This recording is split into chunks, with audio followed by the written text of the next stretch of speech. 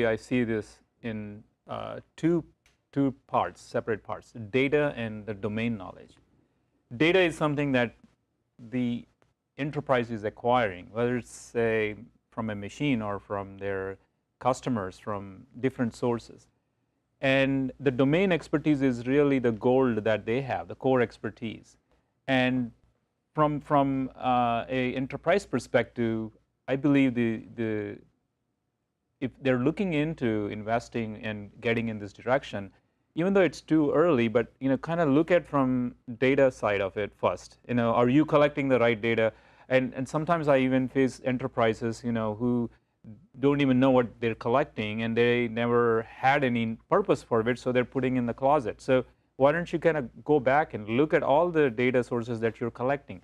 And the second thing is, if you're not collecting, and this is the time to figure out, because in future, if you are ready to apply it and you don't have the data as the fuel, and you can't do much. So that is on the data strategy has to be looked at it very comprehensively and across the organization.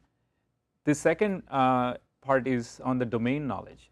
If you are in the business of repairing products, or if you're in the business of providing equipment, you have core expertise that is, whether it's in your service networks or your servicing technicians, or that is really gold asset. And sometimes the enterprises very underestimate that knowledge. It might not be very high up in your organization, because they're out there in the field and field services, but there's really gold knowledge that you have been collecting, whether it's in your service contracts or your warranty repairs. We strongly believe, kind of taking a look at that domain expertise and monetizing that domain expertise along with the data is something that these enterprises need to carefully look at.